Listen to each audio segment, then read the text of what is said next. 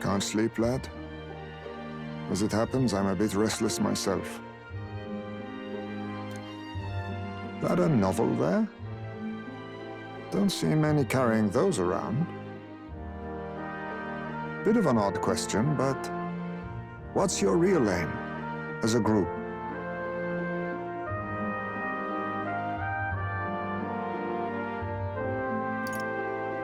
Sorry, but I can't tell you just yet. Thought as much. In any case, suppose it's not my place to ask. Don't worry, lad. Just water. Back where I grew up, there was nobody like you lot. Just you, Jeeves. We've never been accepted by other tribes, and 'tis no mystery why. We're nocturnal, we look worlds apart, and there's so few of us. Not enough for any political sway. Our elders only ever thought of short-term alliances, loyalties changeable as the wind. We relied on their power, not ours, and resigned ourselves to that. Oh, I loathed it. Even as a child. I hadn't been cowed into considering myself lesser. I honed my skills that the city's majority might accept me. And I'll not say it was fruitless. I was accepted into the knighthood of the royal capital. I felt like my fellows and strangers alike accepted me as an equal. Fool that I was.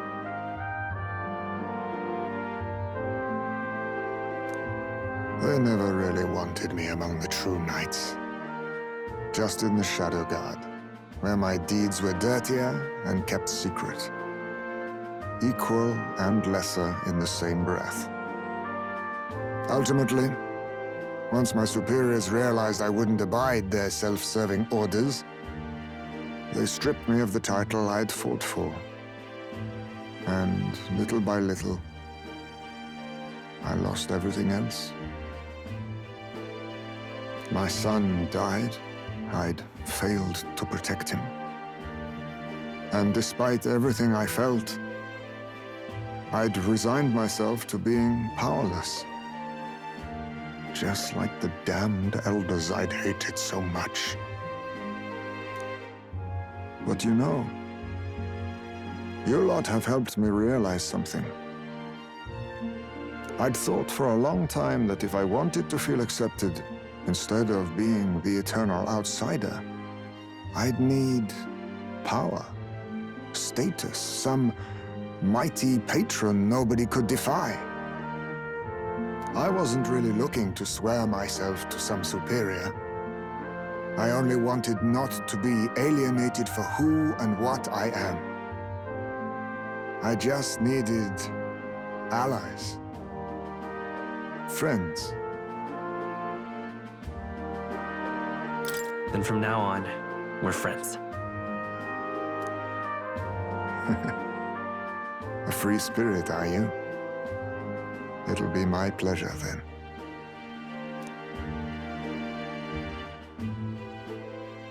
The aloof hermit, Heismay.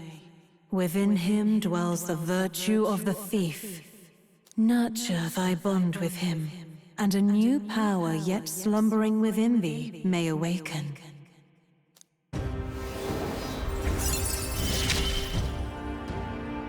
Perhaps our fates are bound somehow.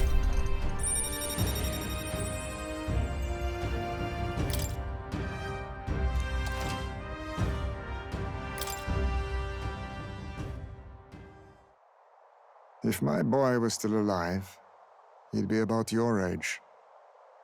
Though he'd look absolutely nothing like you, of course. Long as we're both awake, might I have a look at that old novel of yours?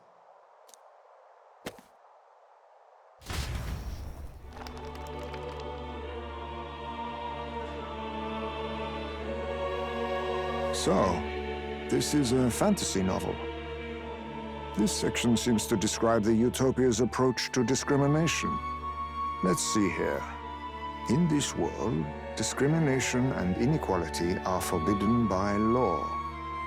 It is a sin to impose injustice due to one's appearance, lineage, or birth. This is the accord established between the people and the state. Well, well.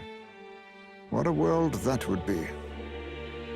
I don't imagine our land will get there for another century or 5. Still, I cannot help but wonder whether those ideals would please an entire population.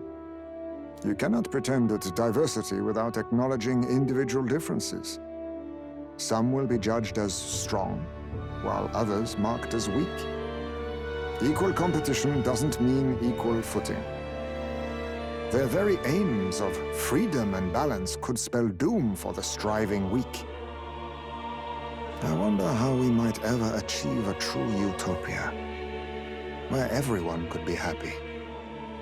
If this awakened power is meant to be wielded in service of my beliefs, then, no matter who calls it naive or foolish, I will always use it to save the weak.